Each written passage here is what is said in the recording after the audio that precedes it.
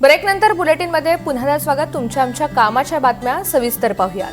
मध्य रेल्वेच्या मेन लाईनवरती प्रवाशांच्या गर्दीचा प्रश्न सोडवण्यासाठी मोठा निर्णय घेण्यात आलाय. आजपासून 12 डब्यांच्या लोकलच्या जागी 15 डब्यांच्या 10 नवीन फेऱ्या चालवल्या जातील. त्यामुळे कल्याण, बदलापूर, कर्जत आणि कसारा मार्गावरील प्रवाशांना पीक आवर्समध्ये मोठा दिलासा मिळणार आहे. या नव्या फेऱ्यांमुळे मध्य रेल्वेवरील 15 डब्यांच्या लोकलची एकूण संख्या 32 वर पोहोचणार आहे. मात्र लोकलच्या एकूण फेऱ्या 1820 इतक्याच राहतील. म्हणजे जादा डबे जोडून प्रवासी क्षमता वाढवण्याचा हा प्रयत्न असेल. रेल्वे प्रशासनाच्या या निर्णयाचे प्रवासी संघटनांनी सुद्धा स्वागत केलंय. त्यामुळे स्थानकांवरील आणि गाड्यांमधील गर्दी विभागली जाऊन अपघातांचं प्रमाण कमी होण्यास मदत होईल. मुंबई अहमदाबाद बुलेट ट्रेन प्रकल्पाअंतर्गत देशातील पहिल्या पाण्याखालील रेल्वे बोगद्याच्या कामाचं वेगानं काम सध्या सुरू आहे. ठाणे खाडी खालून जाणाऱ्या या बोगद्यासाठी दुसऱ्या टनेलला बोरिंग यंत्रानं शनिवारी घणसोलीमधील सावली इथून विक्रोळीच्या दिशेनं खोदकाम सुरू करण्यात आलंय. एकूण 10 किलोमीटर लांबीच्या या टप्प्यातील सुमारे 7 किलोमीटरचा बोगदा ठाणे खाडी खालून जाणार आहे.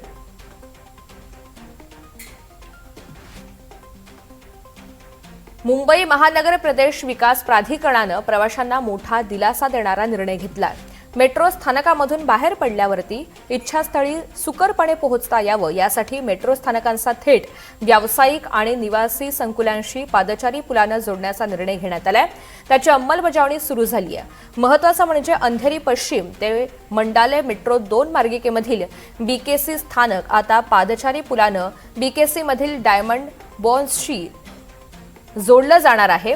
हा पूल कार्यान्वित झाल्यास बीकेसीमध्ये येणाऱ्या सुमारे 40,000 प्रवाशांना त्याचा मोठा फायदा होईल.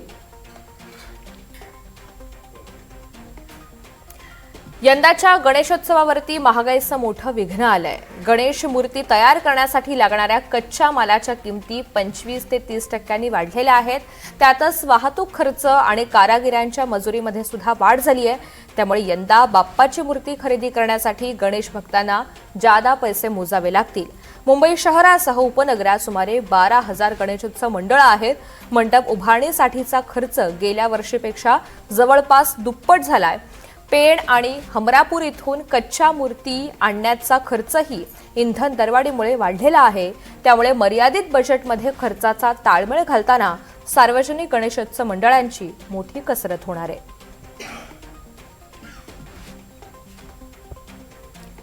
साखरेच्या दरात झपाट्याने वाढ होत आहे. मागणी आणि निर्यात वाढल्यामुळे गेल्या आठवड्याच्या तुलनेत साखरेचे दर क्विंटल मागे 150 ते 200 रुपयांनी वाढलेले आहेत. तर महिन्याभरात साखर 600 रुपयांनी महागली. सणासुदीच्या काळात साखरेच्या मागणीत आणखी वाढ होणार असल्यामुळे दिवाळीपर्यंत दर तेजीत राहतील असा अंदाज व्यापाऱ्यांनी व्यक्त केला आहे.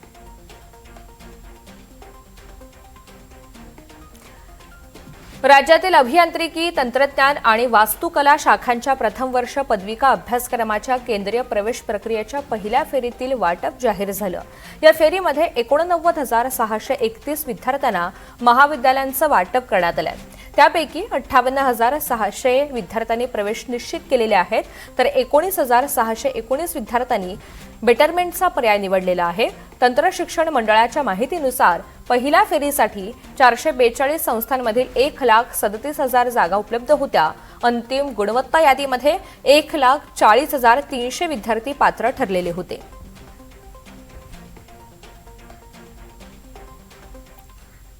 आणि यानंतर राज्यातील प्रमुख शहरांचे आजचे पेट्रोल आणि डिझेलचे दर जाणून घेऊयात.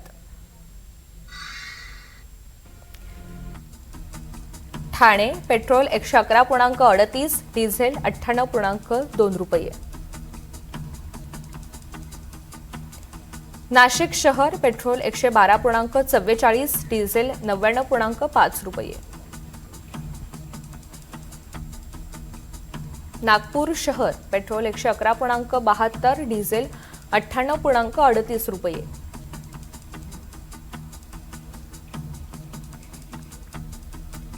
छत्रपती संभाजीनगर शहर पेट्रोल 112.8 आणि डिझेल 98.72 रुपये.